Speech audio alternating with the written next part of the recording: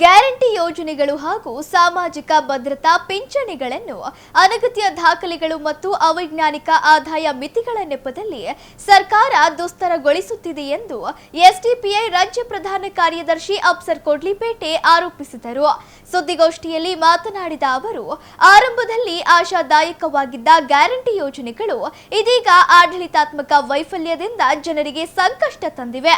ಗೃಹಜ್ಯೋತಿ ಫಲಾನುಭವಿಗಳಿಂದ ಮರುದಾಖಲೆ ಕೇಳುತ್ತಿರುವುದು, ಗೃಹಲಕ್ಷ್ಮಿ ಹಣ ನಿಯಮಿತವಾಗಿ ಜಮೆಯಾಗದಿರುವುದು ಹಾಗೂ ಶಕ್ತಿ ಯೋಜನೆಗೆ ಅಗತ್ಯ ಪ್ರಮಾಣದ ಬಸ್ಗಳನ್ನು ಒದಗಿಸದಿರುವುದು ಜನರಿಗೆ ತೊಂದರೆ ಉಂಟು ಮಾಡಿದೆ ಎಂದರು.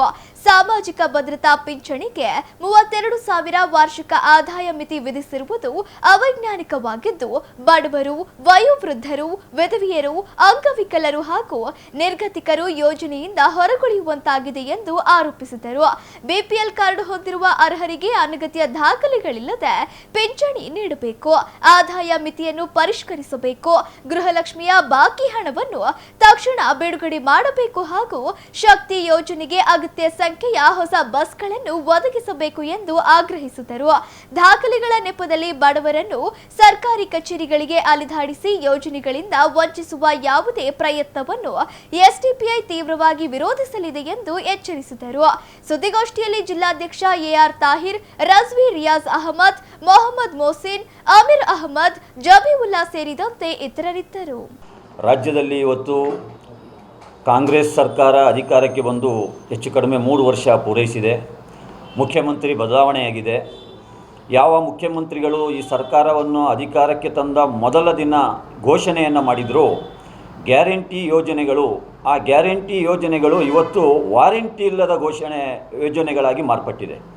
ಹಾಗಾಗಿ ರಾಜ್ಯದ ಜನರ ಪರವಾಗಿ social democratic party of India ಕೆಲವೊಂದು ವಿಚಾರಗಳನ್ನು ಮಾಧ್ಯಮದ ಮುಖಾಂತರ ರಾಜ್ಯ ಸರ್ಕಾರಕ್ಕೆ ಮತ್ತು ಜನತೆ ಮುಂದೆ ಇಡ್ತಾ ಇದೆ. ಮೊದಲನೇದಾಗಿ ಡಿ ಕೆ ಶಿವಕುಮಾರ್ ಅವರಲ್ಲಿ ನಾನು ವಿನಂತಿಸ್ಕೊಳ್ಳೋದು, ಒಂದು ವೇಳೆ ನಿಮ್ಮ ಸರ್ಕಾರದಲ್ಲಿ ಖಜಾನೆ ಖಾಲಿಯಾಗಿದೆ, ದಿವಾಳಿಯಾಗಿದೆ, ನಮ್ಮ ಹತ್ರ ಗ್ಯಾರಂಟಿ ಸ್ಕೀಮ್ಗಳಿಗೆ ಕೊಡಲಿಕ್ಕೆ ಹಣ ಇಲ್ಲ ಎಂದು ಆಗೋದಾದರೆ ಡೈರೆಕ್ಟಾಗಿ ನೀವು ಬಂದು ರಾಜ್ಯದ ಜನತೆಯ ಮುಂದೆ ಕ್ಷಮೆಯನ್ನು ಯಾಚಿಸಿಬಿಡಿ. ಇದು ಯಾವುದು ಗೊಂದಲಗಳೇ ಇರಲ್ಲ. ಇಲ್ಲ, ನಾವು ದಿವಾಳಿಯಾಗಿದ್ದೇವೆ, ನಾವು ಗ್ಯಾರಂಟಿ ಸ್ಕೀಮನ್ನು ಘೋಷಿಸಿದ್ದು ಸತ್ಯ, ಆದರೆ ನಾವು ನುಡಿದಂತೆ ನಡೆದಿಲ್ಲ ಎಂಬಂಥದ್ದನ್ನು ನೀವು ಪ್ರೂವ್ ಮಾಡಿಬಿಡಿ. ಇದನ್ನು ಹೊರತುಪಡಿಸಿ ಇವತ್ತು ಸೀನಿಯರ್ ಸಿಟಿಜನ್ಸ್, ಅದೇ ರೀತಿ ವಿಧವಾ ವೇತನ, ಅಂಗವಿಕಲರ ವೇತನ, ಸಾಮಾಜಿಕ ಭದ್ರತೆಯ ಯೋಜನೆಗಳಿಗೆ ದಾಖಲಾತಿಗಳನ್ನು ಕೇಳುವಂತಹ ಸಂಕಷ್ಟ ಏನು ತಂದು ಇಡ್ತಾ ಇದ್ದೀರಾ, ಇದು ಅಕ್ಷಮ್ಯ, ಇದು ಯಾವತ್ತೂ ಕೂಡ ಸ್ವೀಕಾರಾರ್ಹ ಅಲ್ಲ. ಇವತ್ತು ಕರ್ನಾಟಕ ರಾಜ್ಯದ ಕಂದಾಯ ಇಲಾಖೆಯಲ್ಲಿ ದಾಖಲಾತಿಗಳ ಅವಶ್ಯಕತೆಗೆ ಬೇಕಾಗಿ ಜನಸಾಮಾನ್ಯರು ಕ್ಯೂ ನಿಂತಿದ್ದಾರೆ. ಅದು ನಾಡ ಕಚೇರಿ ಆಗಿರಲಿ, ಬೆಂಗಳೂರನ್ನಾಗಿರಲಿ ಅಥವಾ ತಾಲೂಕು ಕಚೇರಿಗಳಾಗಿರಲಿ. ನಿಮ್ಮ ಕಂದಾಯ ಇಲಾಖೆ ಯಾವ ರೀತಿ ಇದೆ ಅಂತ ಹೇಳಿದ್ರೆ, ಒಂದೇ ಒಂದು ಫೈಲ್ ಮೂವ್ ಆಗಬೇಕಾದ್ರೂ ಕೂಡ ಲಂಚ ಇಲ್ಲದೆ ಯಾವುದು ಫೈಲ್ ಮೂವ್ ಆಗಲ್ಲ.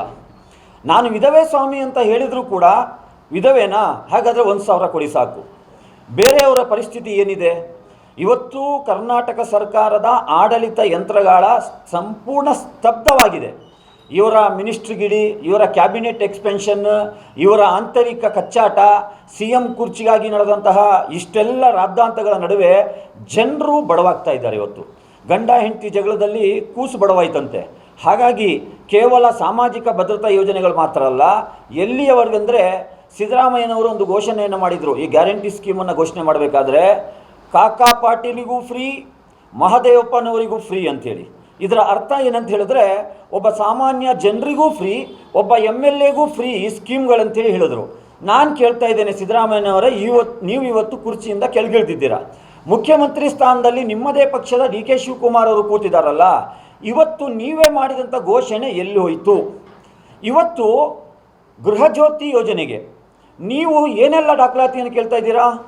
ಗೃಹಜ್ಯೋತಿ ಯೋಜನೆಗೆ ಒಂದು ರೆಂಟ್ ಅಗ್ರಿಮೆಂಟ್ ಕೇಳ್ತಾ ಇದ್ದೀರಾ, ಎರಡನೇದು ಆಧಾರ್ ಕಾರ್ಡ್ ಕೇಳ್ತಾ ಇದ್ದೀರಾ, ಮೂರನೇದು ಪ್ಯಾನ್ ಕಾರ್ಡ್ ಕೇಳ್ತಾ ಇದ್ದೀರಾ. ಸ್ವಾಮಿ, ಪ್ಯಾನ್ ಕಾರ್ಡ್ ಯಾಕೆ ಗೃಹಜ್ಯೋತಿಗೆ? ಅದೇ ರೀತಿ ಕ್ಯಾಸ್ಟ್ ಸರ್ಟಿಫಿಕೇಟನ್ನು ಕೇಳ್ತಾ ಇದ್ದಾರೆ. ಅದರಲ್ಲೂ ಜಾತಿಯನ್ನು ತುರುಕಿಸುವಂಥ ಕೆಲಸವನ್ನು ಈ ಕಾಂಗ್ರೆಸ್ ಸರ್ಕಾರ ಮಾಡ್ತಾ ಇದೆ. ನಾನು ಕೇಳ್ತಾ ಇದ್ದೇನೆ, ಗೃಹಜ್ಯೋತಿ ಏಣಿಯಲ್ಲಿ ನೀವು ಘೋಷಣೆ ಮಾಡಿದ್ದು 200 ಯೂನಿಟ್ ಫ್ರೀ ಅಂಥೇಳಿ, ಎಲ್ಲರಿಗೂ ಫ್ರೀ ಅಂತೇಳಿ ಹೇಳಿದ್ದು ನೀವು. ಕರ್ನಾಟಕದ ರಾಜ್ಯದ ಮುಂದೆ ನೀವೇ ಹೇಳಿದಂಥ ಘೋಷಣೆ ಅದು. ಯಾವುದೇ ರಾಜ್ಯದ ಜನರು ಅದನ್ನು ಕೇಳಿರಲಿಲ್ಲ. ನಮಗೆ 100 ಯೂನಿಟ್ ಕೊಡಿ, 200 ಯೂನಿಟ್ ಕೊಡಿ ಅಂತೇಳ. ಗೃಹಜ್ಯೋತಿಯಲ್ಲಿ ಅಲ್ಲ, ಗೃಹಜ್ಯೋತಿಯಲ್ಲಿ 200 ಯೂನಿಟ್ ಫ್ರೀ ಅಂತ ನೀವೇ ಘೋಷಣೆ ಮಾಡಿ ಪ್ಯಾನ್ ಕಾರ್ಡ್ ಯಾಕೆ ಕೇಳ್ತಾ ಇದ್ದೀರ ಅಂತ ನಾನು ಕೇಳ್ತಾ ಇದ್ದೇನೆ. ಪ್ಯಾನ್ ಕಾರ್ಡ್ ಯಾರ ಹತ್ರ ಇರ್ತದೆ? ಪ್ಯಾನ್ ಕಾರ್ಡ್ ಯಾಕೆ ನಿಮಗೆ ಬೇಕು ಅಂತ ಹೇಳಿದ್ರೆ, ಯಾರು ಇನ್ಕಮ್ ಟ್ಯಾಕ್ಸಿ ಪೇಯರ್ ಇರ್ತಾರೆ ಅಥವಾ 1ರಿಂದ 10 ಮಲ್ಟಿಪಲ್ ಬ್ಯಾಂಕ್ ಅಕೌಂಟನ್ನು ಇಟ್ಕೊಳ್ತಿರ್ತಾರೆ, ಅವರನ್ನು ವೆರಿಫೈ ಮಾಡಲಿಕ್ಕೆ ಪ್ಯಾನ್ ಕಾರ್ಡ್ ಬೇಕು. ಕ್ಯಾಶ್ ಸರ್ಟಿಫಿಕೇಟ್ ಯಾಕೆ ಬೇಕು ಸ್ವಾಮಿ? ಗೃಹ ಜ್ಯೋತಿ ಯೋಜನೆಗೆ ಕ್ಯಾಶ್ ಸರ್ಟಿಫಿಕೇಟ್ ಯಾಕೆ ಬೇಕು? ಇನ್ನು ಗೃಹಲಕ್ಷ್ಮಿ ಯೋಜನೆ ಅವಾಂತರ ಹೇಳತ್ತಿರೋದು 3-4 ತಿಂಗಳಾದರೂ ಕೂಡ ಮಹಿಳೆಯರು ಕ್ಯೂ ನಿಲ್ತಾ ಇದ್ದಾರೆ ಬ್ಯಾಂಕಲ್ಲಿ. ಮ್ಯಾನೇಜರ್ಗಳು ಇವತ್ತು ಏನು ಕಷ್ಟಪಡ್ತಾ ಇದ್ದಾರೆ ಅವರನ್ನು ಸಮಜಾಯಿಸಿ ಕಳಿಸ್ಲಿಕ್ಕೆ. ಇಲ್ಲಮ್ಮ, ಸರ್ಕಾರ ದುಡ್ಡು ಹಾಕಿಲ್ಲ, ನಾವು ಕೊಡೋದಲ್ಲ ನಿಮಗೆ ದುಡ್ಡು, ಸರ್ಕಾರ ನಿಮಗೆ ಬ್ಯಾಂಕಲ್ಲಿ ಡೆಪಾಸಿಟ್ ಮಾಡಿದರೆ ನಾವು ನಿಮಗೆ ಕೊಡ್ತೀವಿ ಅಂಥೇಳಿ 3 ತಿಂಗಳು 4 ತಿಂಗಳಾದರೂ ಆ ಹಣ ಬಿಡುಗಡೆ ಆಗ್ತಾ ಇಲ್ಲ. ಅದೇ ಸಂದರ್ಭದಲ್ಲಿ SIR ಎಂಬುವಂಥ ಒಂದು ಪೆಡಂಭೂತ ಒಕ್ಕೂಟ ಸರ್ಕಾರ ಚುನಾವಣಾ ಆಯೋಗದ ಹೆಗಲ ಮೇಲಿಟ್ಟು ಅಲ್ಲಿ ನಮ್ಮ ಅಜ್ಜ ಅಜ್ಜಿ ತಾತಂದಿರ ದಾಖಲಾತಿ ಹೇಳ್ತಾ ಇದ್ದಾರೆ. ರುದ್ರಭೂಮಿಗೆ ಹೋಗಿ ಎಬ್ಸಿ ತರಬೇಕಷ್ಟೇ ಈಗ ಅವರ ಬರ್ತ್ ಸರ್ಟಿಫಿಕೇಟು, ಅವರ ಡೆತ್ ಸರ್ಟಿಫಿಕೇಟು.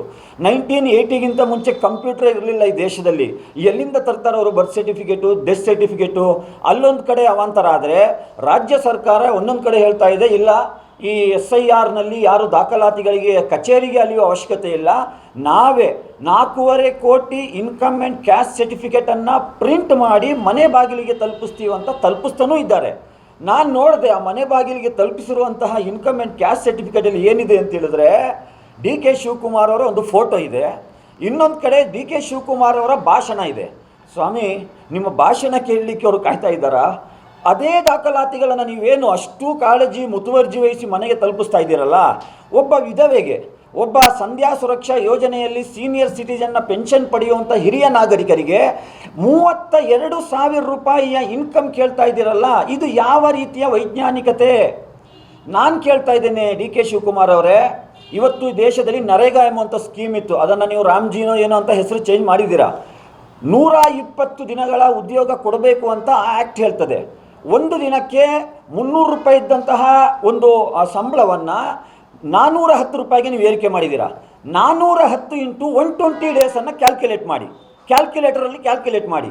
49,500 ರೂಪಾಯಿ ಒಂದು ವರ್ಷಕ್ಕೆ 120 ದಿನ ಸರ್ಕಾರಿ ಉದ್ಯೋಗ ಪಡೆದರೂ ಕೂಡ 49ರಿಂದ 50,000 ರೂಪಾಯಿ ಇನ್ಕಮ್ ಹೋಗ್ತಾ ಇದೆ. ಯಾವುದೇ ರಾಜ್ಯದಲ್ಲಿ ಇಲ್ಲದಂತಹ ಅನ್ಸೈಂಟಿಫಿಕ್ ಆದಂಥ ಕ್ರೈಟೀರಿಯಾವನ್ನು ಈ ಸಾಮಾಜಿಕ ಭದ್ರತಾ ಯೋಜನೆಗೆ ಕರ್ನಾಟಕ ಸರ್ಕಾರ ಫಿಕ್ಸ್ ಮಾಡಿದೆ. ನಿಮಗೆ ಸ್ವಲ್ಪ ಆಂಧ್ರ ಪ್ರದೇಶಕ್ಕೆ ಹೋಗಿ, ಬೇಡ ಆಂಧ್ರ ಪ್ರದೇಶ ದೂರ ಆದರೆ ಪಕ್ಕದ ಕೇರಳಕ್ಕೆ ಹೋಗಿ. ನೀವು 1.5 ಅವರ್ ಜರ್ನಿ ಬೆಂಗಳೂರಿಂದ ಚಾಮರಾಜನಗರ ಬಾರ್ಡ್ರ್ ಮುಖಾಂತರ ಹೋದರೆ, ನೀವು ಕೊಡಗಿನ ಬಾರ್ಡ್ರ್ ಮುಖಾಂತರ ಹೋದರೆ, ಕರ್ನಾಟಕದಲ್ಲಿ ಏನು ನೀವು 32,000 ಕ್ರೈಟೀರಿಯಾ ಫಿಕ್ಸ್ ಮಾಡಿದ್ದೀರಾ, ಇದೇ ಆಂಧ್ರ ಪ್ರದೇಶ ಮತ್ತು ಕೇರಳದಲ್ಲಿ ವಾರ್ಷಿಕವಾಗಿ 1 ಲಕ್ಷ ಫಿಕ್ಸ್ ಮಾಡಿದ್ದಾರೆ ಸಾಮಾಜಿಕ ಭದ್ರತಾ ಯೋಜನೆಗೆ. ಗ್ರಾಮೀಣ ಭಾಗದಲ್ಲಿ 2 ಲಕ್ಷ ಫಿಕ್ಸ್ ಮಾಡಿದ್ದಾರೆ. ನೀವು ಯಾವ ಆಧಾರದಲ್ಲಿ ಇದನ್ನು ಫಿಕ್ಸ್ ಮಾಡ್ತಾ ಇದ್ದೀರಾ? ಇದು ಬ್ರಿಟಿಷರ ಕಾಲದಲ್ಲಿ ಇತ್ತೋ ಏನೋ ನನಗೆ ಗೊತ್ತಿಲ್ಲ. ಆಗ ದೇಶದ GDP ಅಷ್ಟು ಗ್ರೋತ್ ಆಗಿರಲಿಲ್ಲ. 32,000 ರೂಪಾಯಿ ಏನು ಕ್ರೈಟೀರಿಯಾ ಫಿಕ್ಸ್ ಮಾಡಿದ್ದಾರೆ, ಇದು ಅನ್ಸೈಂಟಿಫಿಕ್ ಆಗಿದೆ, ಅವೈಜ್ಞಾನಿಕವಾಗಿದೆ. ಯಾವುದೇ ಕಾರಣಕ್ಕೂ ಕೂಡ ಏನು ಒಂದು ಕಡೆ ನಿಮ್ಮ ಸರ್ಕಾರದ ಆಹಾರ ಮತ್ತು ನಾಗರಿಕ ಸರಬರಾಜು ಸಚಿವರು KH ಮುನಿಯಪ್ಪ ಅವರು ಪ್ರೆಸ್ ಕಾನ್ಫರೆನ್ಸ್ ಮಾಡಿ ಹೇಳ್ತಾರೆ, ಕರ್ನಾಟಕದಲ್ಲಿ BPL ಕಾರ್ಡ್ ಏನಿದೆ, ಬಿಲೋ ಪವರ್ಟಿ ಲೈನ್ನ, ಆ ಕಾರ್ಡಿನ ಇನ್ಕಮ್ಮಿನ ಕ್ರೈಟೀರಿಯಾವನ್ನು ನಾವು ನಗರ ಪ್ರದೇಶದಲ್ಲಿ 3 ಲಕ್ಷಕ್ಕೆ, ಗ್ರಾಮೀಣ ಪ್ರದೇಶದಲ್ಲಿ 2 ಲಕ್ಷಕ್ಕೆ ಏರಿಕೆ ಮಾಡುವ ಚಿಂತನೆ ಮಾಡ್ತಾ ಇದ್ದೀವಿ ಅಂತ ಹೇಳ್ತಾ ಇದ್ದಾರೆ. ಸ್ವಾಮಿ, ನಿಮ್ಮ ಚಿಂತನೆ ಯಾರಿಗೆ ಬೇಕು ಸ್ವಾಮಿ? ನೀವು ಪಾಲಿಸಿ ಮೇಕಿಂಗ್ ಬಾಡಿಯಲ್ಲಿ ಇದ್ದೀರಾ ನೀವು. ಈಗ ಮಳೆಗಾಲದ ಅಧಿವೇಶನ ಪ್ರಾರಂಭ ಆಗ್ತಾ ಇದೆ, ಅದಕ್ಕೆ ಫಸ್ಟ್ ಅಮೆಂಡ್ಮೆಂಟ್ ಮಾಡಿ. ಯಾಕಂದರೆ ಎಲ್ರಿಗೂ ಕೂಡ BPL ಕಾರ್ಡ್ ಫಿಕ್ಸ್ ಮಾಡಿ, ಏನು ಪ್ರಾಬ್ಲಮ್ ಇಲ್ಲ.